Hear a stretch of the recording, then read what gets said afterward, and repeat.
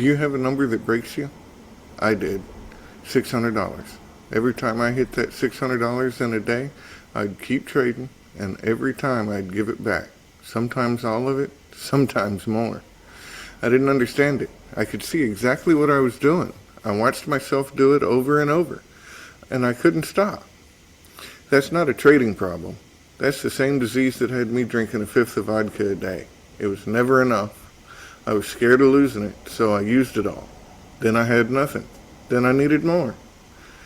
My desperation, greed, and fear, they kept me desperate, afraid, and greedy, at the bottle and at the desk. Today, $600 is my daily lot. The number that used to break me is now the number that protects me. Same number, different relationship with it. That's what this video is about. I asked traders in my Discord what happens when things go wrong at the desk. One said, monkey mind. Ego can't stomach a loss. Destructive habits take over trading, over leveraging, not following the plan. Another said, I get tense, I get angry, I have to walk away from the charts to cool down. Another said, firing off trades to make it back. And one said, I pause and wait, but the hardest thing is to not immediately re-enter a trade to cover the loss. He said he's gotten better. Not perfect, better. That's not a trading update, that's a recovery update. That's the work. And one said something that stopped me cold. As long as you don't pull the trigger, you have not lost. That's not a trading strategy, that's denial. And if you've ever been in active addiction, you know exactly what that feels like. The drink in your hand that you haven't taken yet. The trade you won't close because closing it makes it real. Sound familiar? Because it should. That's not a trading problem. That's the same thing that had us out there using. The same patterns, the same cycle. The same disease showing up in a different chair. And if you've never had a problem with substances, it doesn't matter. Because these patterns don't require addiction. They just require being human. Fear and greed are built into all of us. The market finds them every single time. Here's what the cycle looks like at the desk. You take a loss, your brain doesn't know it's trading, it thinks it's surviving. In survival mode at a trading desk will empty your account every single time. So you panic, you start clicking buttons. You need to make it back right away, so you take a bad trade. It loses, now you're down more. Now you're more desperate, so you take another bad trade. It loses, now you're really desperate. And now you're afraid on top of it. My desperation, greed, and fear were keeping me desperate, afraid, and greedy. The cycle feeds itself. You don't trade your way out of it. You can't think your way out of it. And you definitely can't click your way out of it. I know because I tried all three. That's not trading, that's using. Let me give you the list. Be honest with yourself as I go through it. Because somewhere on this list is the thing that's been quietly destroying your trading. Fear. You see a perfect setup. Everything qualifies, but the last 3 trades stopped you out and now you can't pull the trigger. You wait one more candle, and then another. And by the time you enter, you're late. Late entry, worse risk, trade stops you out. Now you're more afraid than before. I lived in that slump for a month. Fear causing late entries causing losses, losses making the fear worse. I almost quit entirely. But I couldn't stay away from the charts. So I did something that accidentally saved my trading. I opened the charts and I told myself I wasn't allowed to trade, I'd just watch. And without the pressure of having to execute, I could see the setups again, clearly, the way I saw them before the slump. So I took one, and it won. Then another, it won. Then I took another, it won. And just like that, I was back.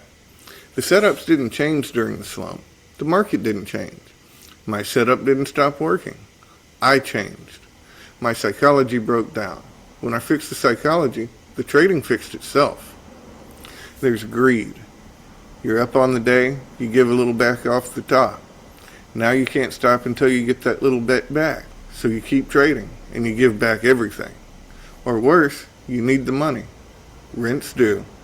You need this trade to work. That's poison. Needed money is a red flag, not a green light. The market doesn't care about your rent. It will take every dollar you bring to it with that energy. That's desperation, and desperation is just greed with a deadline. Now here's the rest. I'm going to run through them real fast because you already know what they are. I just want you to hear yourself in them. There's overtrading, revenge trading. One trader in my Discord said this is still the hardest one to beat, even when you know better. Euphoria after winners. This is actually when most accounts blow up, not after losses. Ego, needing to be right more than profitable. Panic trading, your hands moving before your brain does. Future fantasizing, spending money from a trade you haven't closed yet.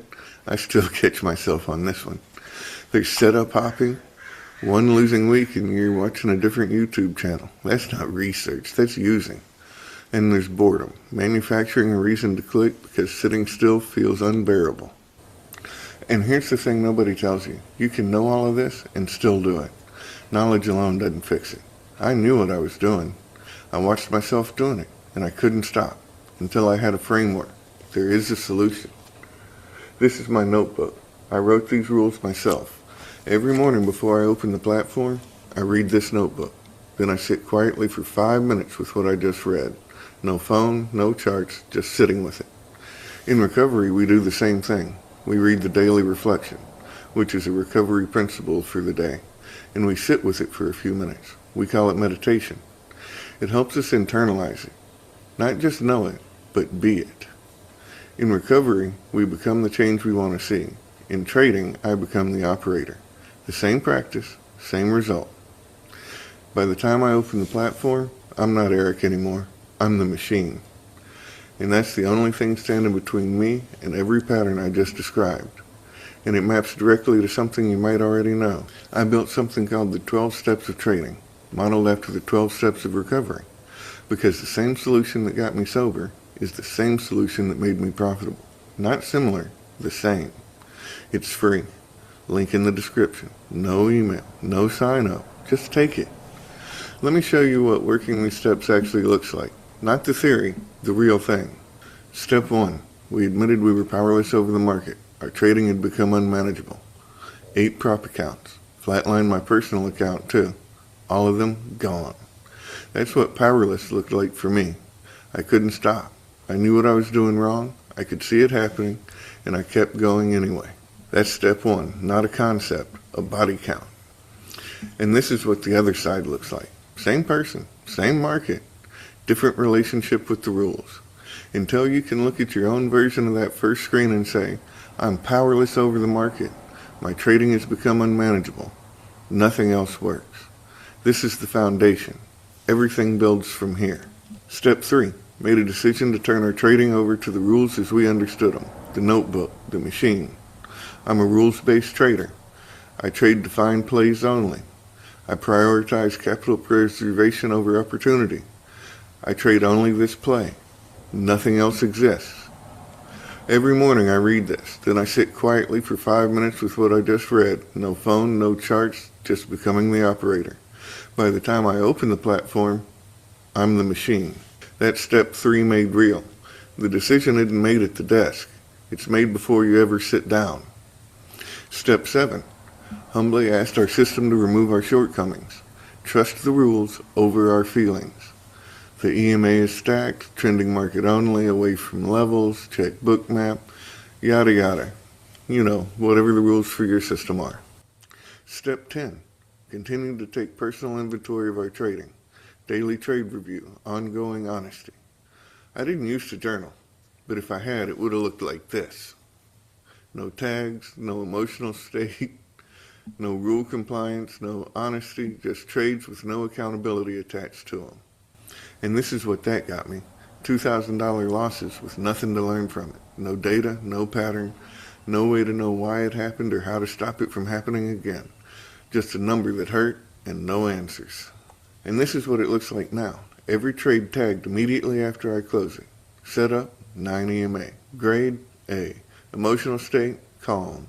Rule compliance, yes. Type of exit, full profit. Reason I took it, it fit the setup.